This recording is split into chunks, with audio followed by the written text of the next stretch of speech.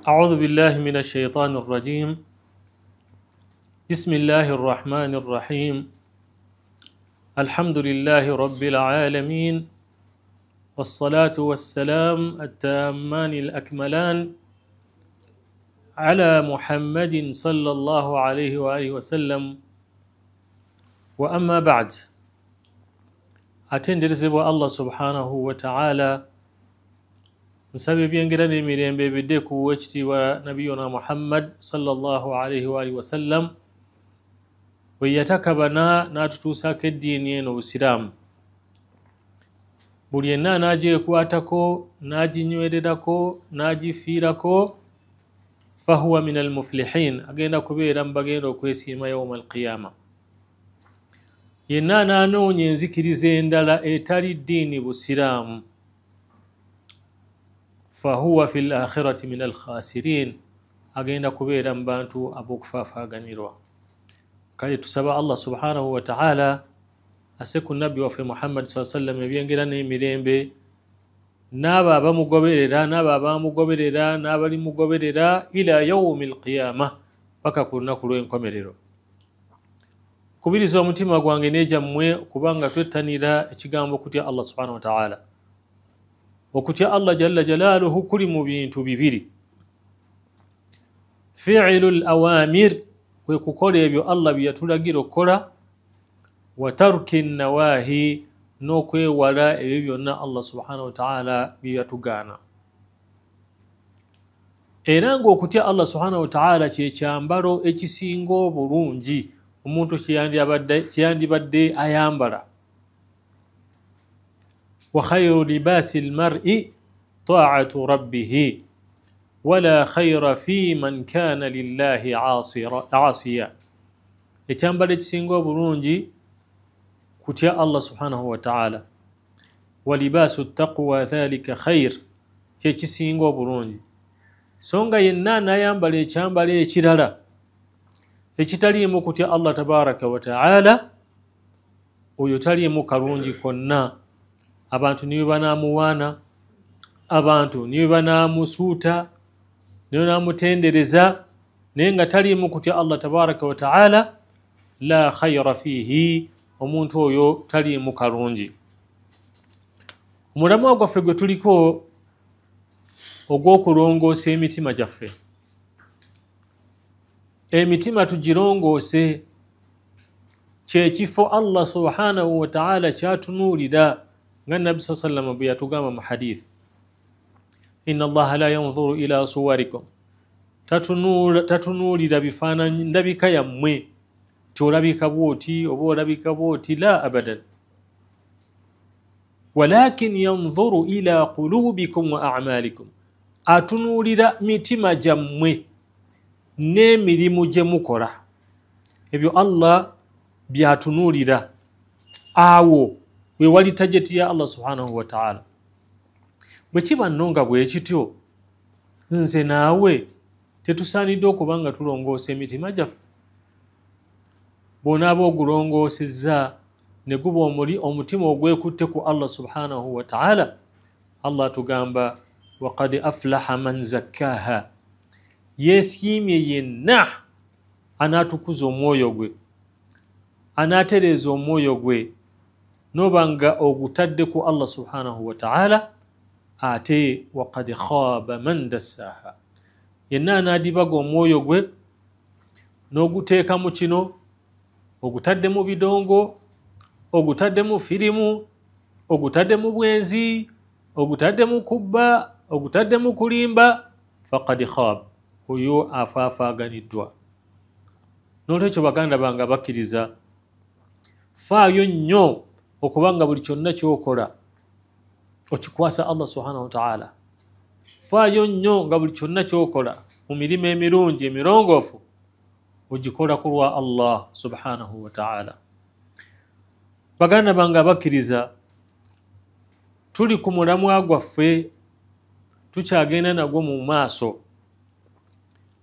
Ekigambo al-khushu' wa huduru al-qalb, okubeera abagonvu n'okubanga emitima gyaffe weegiri, mu kiseera we tukola emirimu emirungi obugonvu obwo ddala tukyabulina ddala tubulina oba tetubulina bwe tuba nga tetubulina bino bye bimu ku bigenda okutuyamba okubanga tuba bagonvu n'emitima nga gibeerawo kyenjagala mumanye ku mwoyo ku mutima omutima gulinga annafsu katifuli in awadtahu omutima guno kyonaagumanyiiza okukola biidhinillah kyegugenda okubeera nga gukola bw'onaaba ogumanyiizizza okuba omugonvu mu swala gugenda kuba mugonvu bw'onaaba ogumanyiizizza okubanga mu swala obeera mu magufu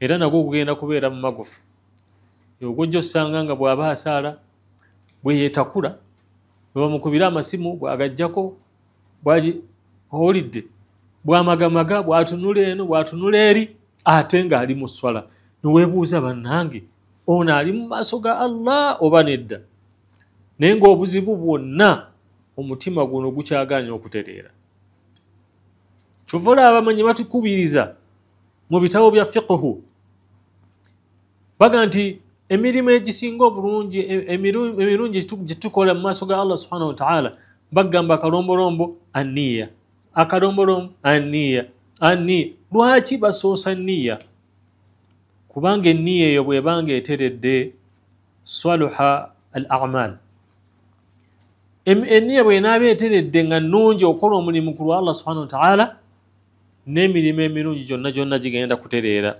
bwe ginaaba tegiteredde tewali kigenda kukkirizibwa mu maaso ga Allah subhanahu wa ta'ala anti Allah yatugamba illa man ata Allah biqalbin salim okujjako oyo alijja mu maaso ga Allah n'omutima omugonvu n'omutima omulungi n'omutima oguwonye salimun min ashirk nga guwonye okugatta ku Allah subhanahu wa ta'ala tegulimu riya salimun min albid'ati wal khurafat nga tegulimu kuzuula mu dini ya Allah subhanahu wa ta'ala salimun min arriya'i was-sum'a nga tegulimu kabandabe bampulire bandabye bampulidde ng'ebyo byonna tebiriimu wabula wama umiru illa liya'budu llaha mukhlisina lahu ddin tebaalagirwa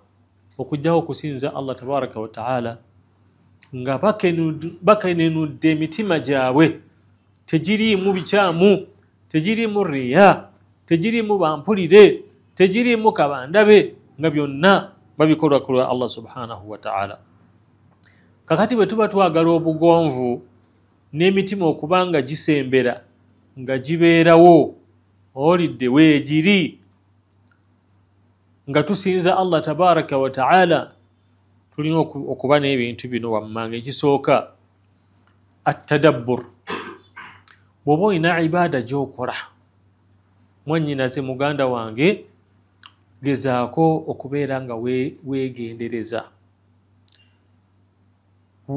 weetegekere ibaada eyo ogyetegekere ogitegeere ibaada gy'osinza by'osoma awo wewali obuzibu wahuwa alfahmu lima yatlu min alquran wama yantiqu min aldhikri waddua okubanga otegeera by'osoma mu qur'ani nebyoyatula bw'oba oleeta adhikaari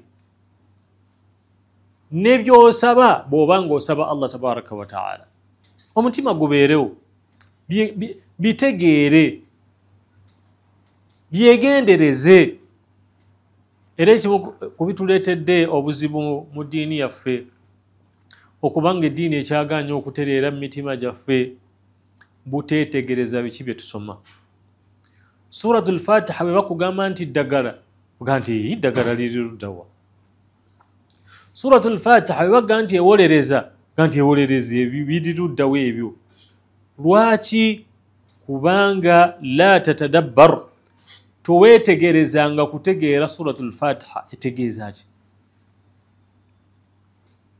tomanyi kiki kyetegeeza naye lunaku lw'onaategeera okuva na leero otegedde amakulu ga al-Fatiha ogategedde oba ogenda kugategeera ogenda kugiwa obudde ng'enjogera ya leero ogenda kujagala kubanga otandise okunyumya ne Allah subhanahu wa ta'ala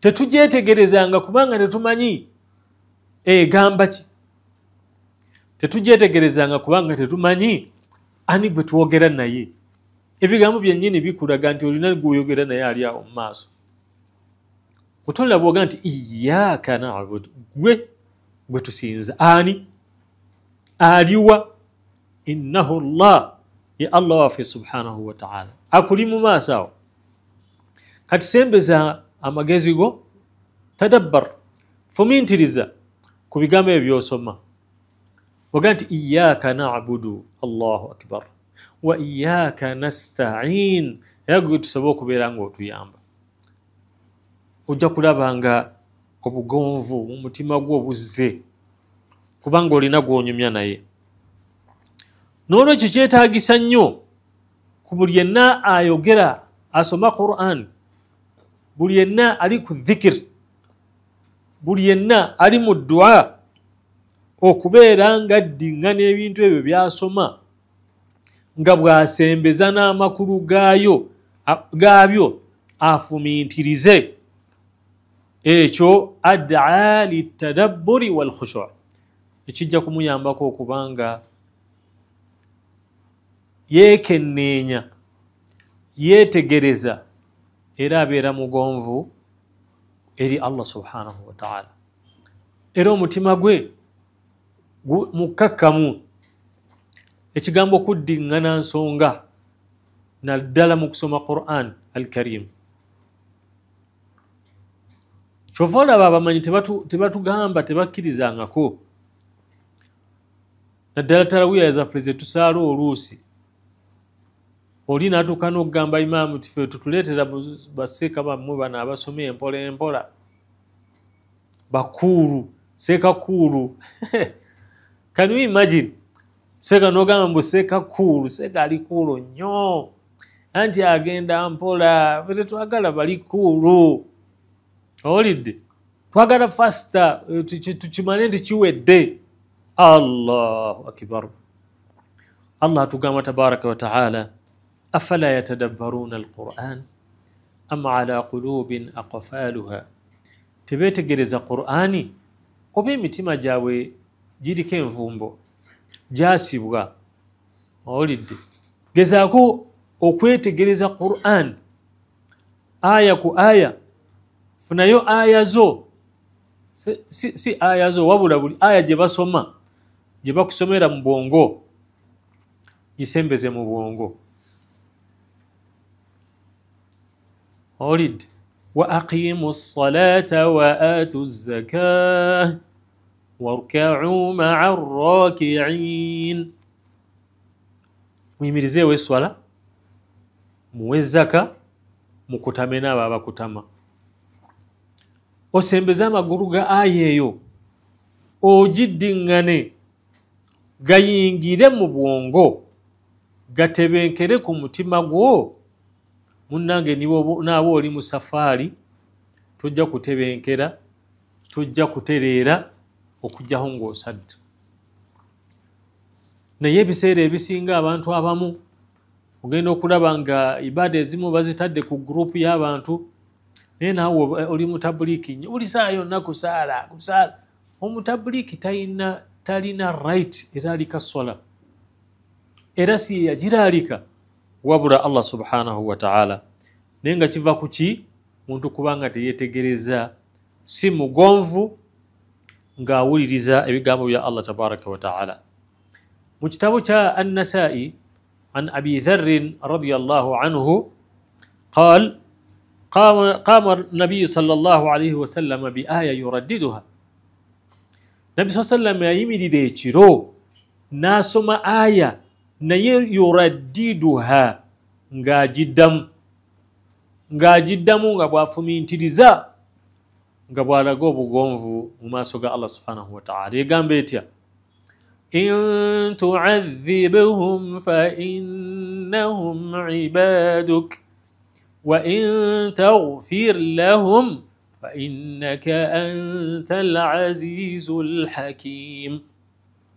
أي الله بوبا بونيرزا baddubo bano baddubo ne bobanga obasonyiye n'obasasira mazima gwe w'amaanyi ateeka ensonga mu kifo kyazo we zeetaagisa.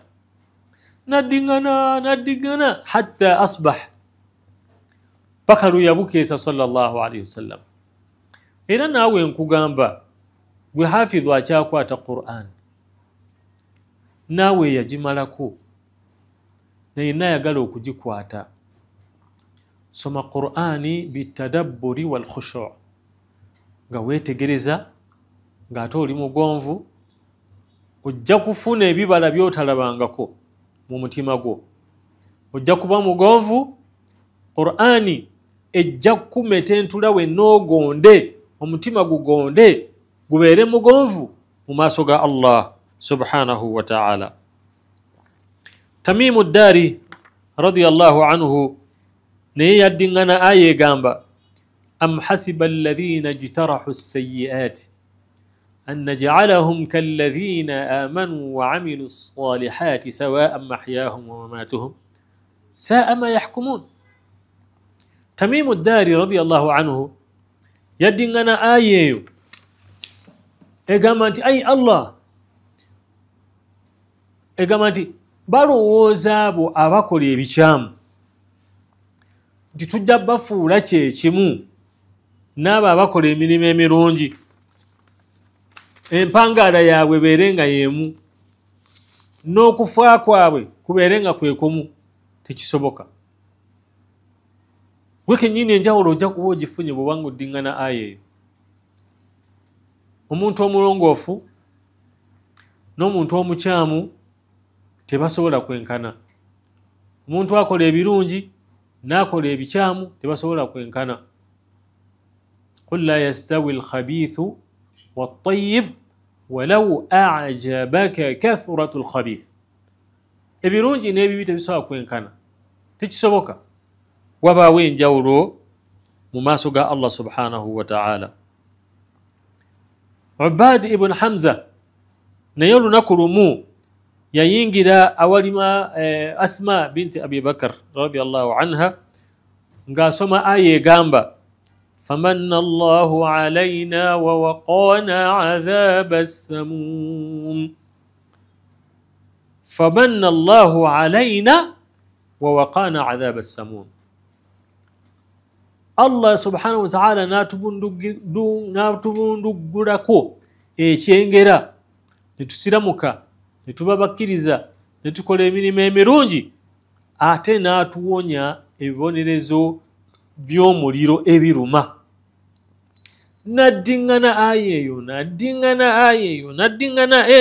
eyo. Ubaad ibn Hamza agamba fawaqaftu indaha, nenyimirira waali nga addingana aya naye nga tamala. Fataala n'awanvuya nempulira nga kimpitiddeko. Fadhahabtu ila suuq, nengenda mu katale mbeeko ni byengula. Nengenda faqadaitu haajati, nemmaliriza byengula. Farajaatu, nenkomawo wahiya tu'iidu wa tad'u, nga ddingana aya y'emu eyo nga bw'asaba Allah subhanahu wa ta'ala.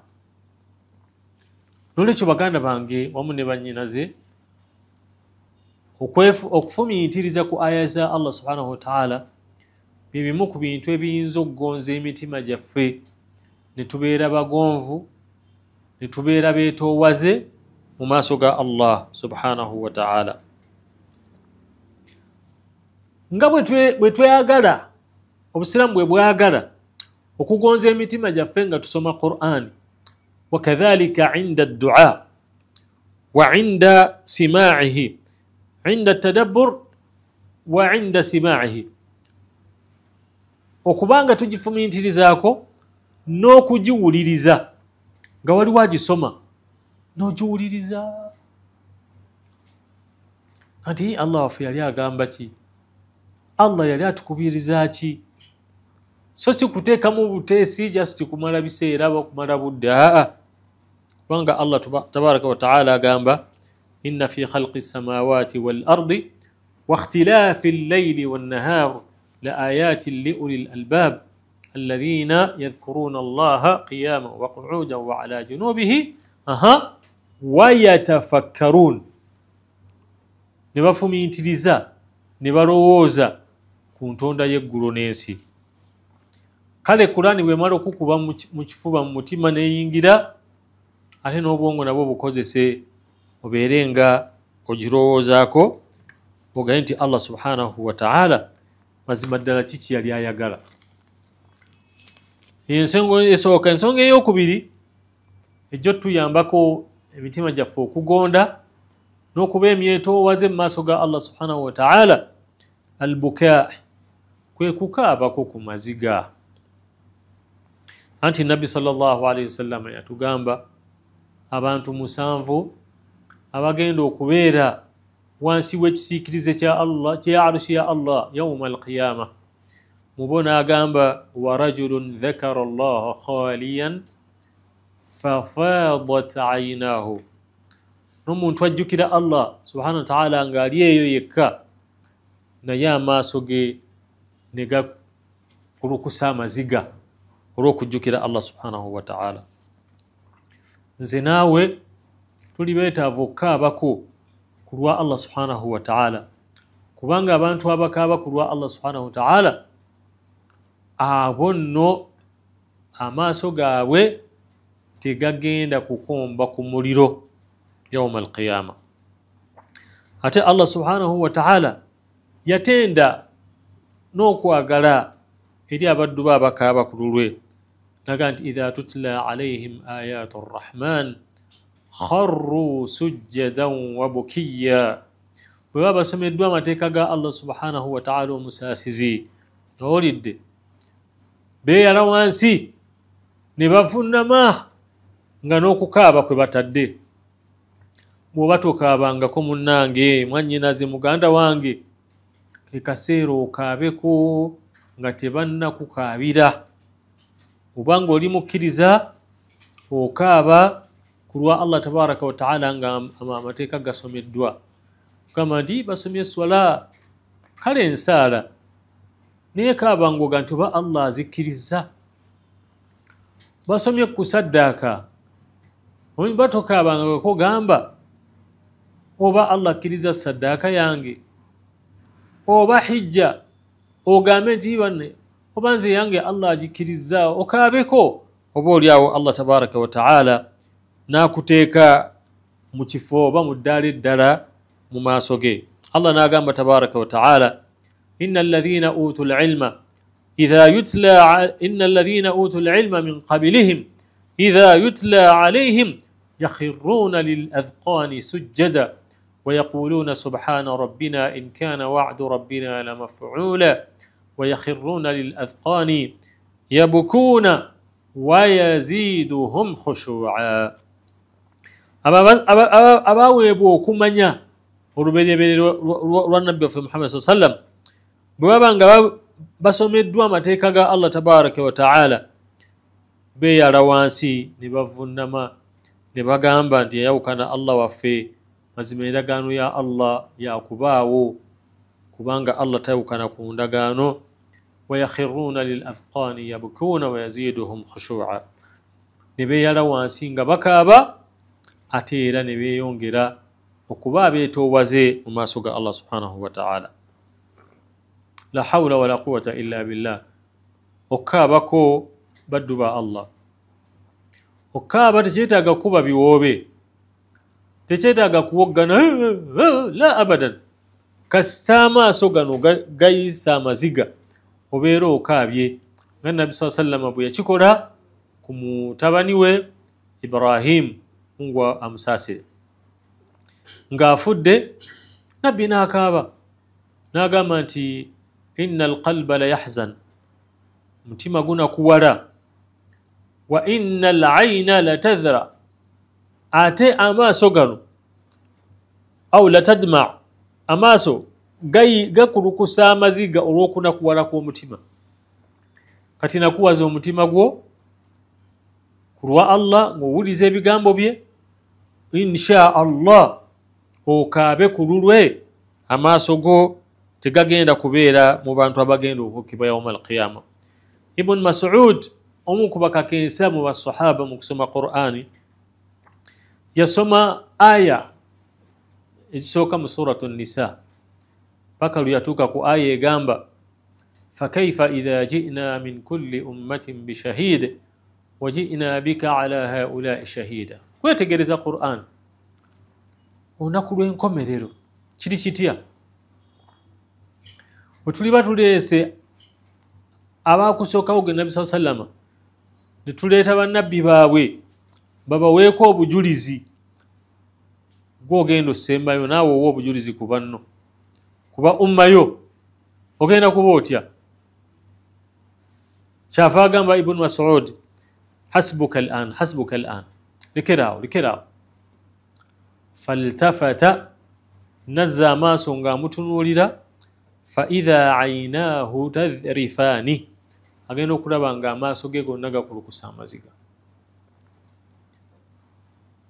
Billions oba billion oba trillion y'abantu abagoberedde Nabbi sallallahu alayhi wa alihi wasallam, bonna ng'abawaako obujulizi, ng'abawaako obujulizi ti ya Allah bye bye nabagamba. Kigambo kinene nnyo ekimukaabya sallallahu alayhi wa alihi wasallam. Naye gwe atakaabako wabaaki? Kubanga ne basahaba nabo oluvannyuma lwa Nabbi sallallahu alayhi wasallam nabo baakaabanga. Abu Bakr radiyallahu anhu yali musajja atasiba maziga ge, obunakuwavu bwe yabanga nabwo, obulumi bwe yabanga nabwo ku ddiini eno. Naye naawe olina obulumi ku ddiini ya Allah.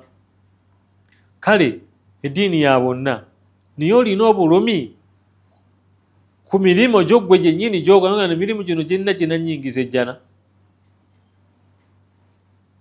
Bannaye mwekaabireko, bannange twekaabireko.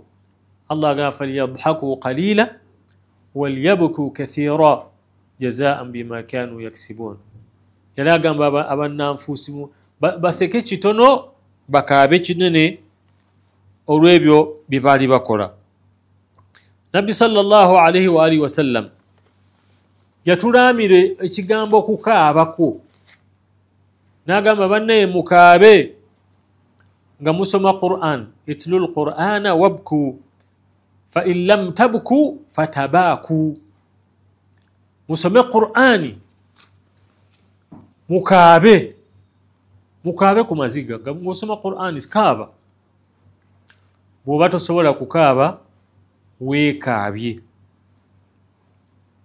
Kwekaabya kuliwa wano Nabbi sallallahu alayhi wa sallam kwe yali ategeeza, ay uhdur fi qalbika alhuzn, sembeza mu mutima gw'obunakuwavu olw'ebyo ebyakuyitako, olw'ebyo Allah byatunyumiza, olw'ebyo Allah byatugamba bigenda okubaawo yawma alqiyama.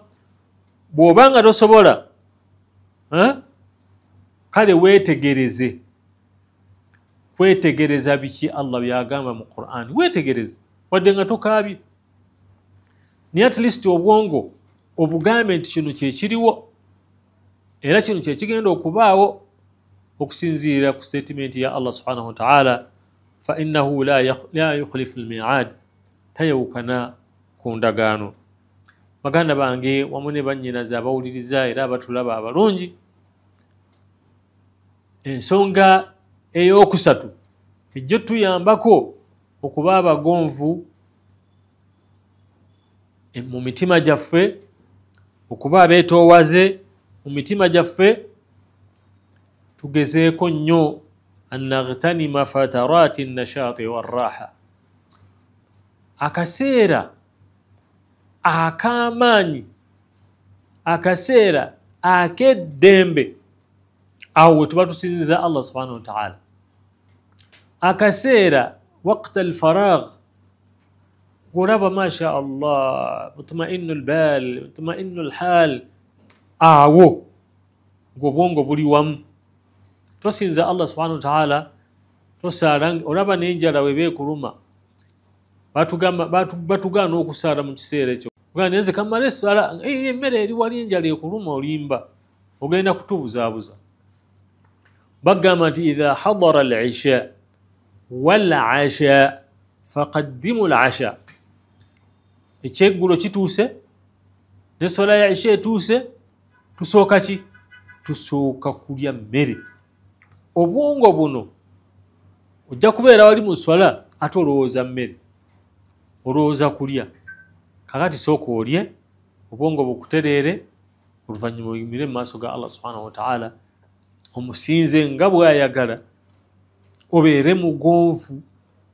obeere mwetoowaze biidhinihi tabaraka wa ta'ala mama waffe Aisha radiyallahu anha atunyumiza n'agamba nti nabbi yagamba sallallahu nti ya ayuha nnas alaykum min al-a'mali ma tutiqun fa inna allaha la yamillu hatta tamillu mukole emirimu gye musobola mu biseera ebituufu owulidde temukola mu kiseera nga mukooye tolina gayimirira tolina owulidde ate mu ekyo sigamba kulegeza oli ajaga nti nkooye nja kusaala edda esswala ate etuuse ng'ate wadde okimanyi ssaawa 10 kusaala ate weebuzaabuza togyekwasa nga excuse wabula bwe kiba kizze nga tolina kyakkola then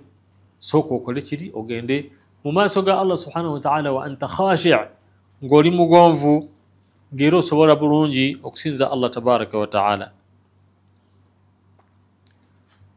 Anas radiyallahu anhu atunyumiza n'agamba ti Nabbi sallallahu alayhi wa sallam olunaku lumu yayingira omuzikiti bayingira mu muzikiti n'asanga omuguwa nga bagusibye mu muzikiti n'agamba nti ate bino biki n'agamba nti hadha hablun li Zainab bamugamba nti ogwo muguwa gwa Zainabu fa idha iqtarat ta'allaqat bihi bw'aba akooyi yeekwata ku muguwa bw'ati neyenywereza kuli asobola okufuna ate amaanyi amalala. Faqala an-nabiyyu sallallahu alayhi wa sallam nabbi kyava agamba nti halluhu mugusimululeyo liyusalli ahadukum nashatahu fa idha fatara falyarqud omuntu kirungi asaale ng'alina amaanyi bw'aba akooye agende yeebake. Ezo nno yali swala ya sunna siza farad agende awummule oluvannyuma akomewo. Ki ekikusaaza ng'okooye? Ki ekikusaaza nga tolina maanyi? Baganda bange wamu ne bannyinaze obwe busiraamu seera ky'oyiniramu amaanyi seera ky'olinamu obusobozi awo Allah wakwagalira naye togenda wa Allah ng'omutwalira gadibenga lye. Jundubi radiyallahu anhu agamba Nabi sallallahu yagamba iqra'u al-Qur'ana ma talafat alayhi qulubukum fa idha ikhtalaftum faqumu musome Qur'ani ng'emitima gyammwe gibali wamu nga omutima tegubuukabuuka guli wamu ng'osoma al-Fatiha nga mu butuufu ebirowoozo weebiri omutima weeguli naawe wooli bwe bibanga bitandise okubuukabuuka faqumu mulekeraawo bikkako Qur'ani yo ogende okole ebirala. Ebiseera by'eddembe ebiseera by'obulamu nga tusobola bulungi tulina amaanyi awe tusaana okusinza Allah waffe subhanahu wa ta'ala. Ibn Abbas radiyallahu anhuma agamba Nabbi sallallahu yagamba ni'matani maghbunun fihima kathirun minan nas as-sihhatu wal faragh. Ebingera bibiri abantu balimbibwa mu byengero ebyo ne babuzibwa ne batabikozesa bulungi kiseera ky'obulamu ne mu kiseera ky'eddembe. Kakati awo Allah naye wakwagalira kubanga omutima gukyali wamu. Nja kusembyayo kigambo kya Abdullah ibn al-Mubarak rahmatullahi alayhi yagamba اغتنم ركعتين زلفا إلى الله إن كنت فارغا مستريحا وإذا ما هممت بالنطق بالباطل فاجعل مكانه تسبيحا. وغنيروا mu bintu ebiyinza okukusembeza mu maaso ga Allah subhanahu wa ta'ala ng'olina eddembe ng'olina obudde osaleera akabbiri ku lwa Allah subhanahu wa ta'ala. Ate bw'obanga oyagala kwogera bigambo ebitaliimu makulu ebisesa ku balwali, owulidde, osese banno, tulya ku budde wano ebitagenda kuyamba yawma alqiyama, faj'al makanahu tasbihan, mu kifo ky'ebigambo ebyo beera ng'otendererezaamu Allah subhanahu wa ta'ala nga n'omutima gukyaliwo. N'olw'ebigambo ebyo baganda bange, nkakasa era nga nsuubira nti bwe tunaaba tubikozesezza emitima gyaffe gijja kugonda insha Allah, n'ebirala bingi nnyo abamanyi bye boogera naye nga mu bufunze ebyo twagadde okuba nga twejjukanya nabyo insha Allah. Nsaba Allah tugase nabyo obulamu bwaffe bwe tukyasigazzaayo ku mwaliriro guno ogw'ensi. Subhanaka Allahumma wa bihamdik nashhadu an la ilaha illa anta nastaghfiruka wa natubu ilayk. Wassalamu alaykum wa rahmatullahi wa barakatuh.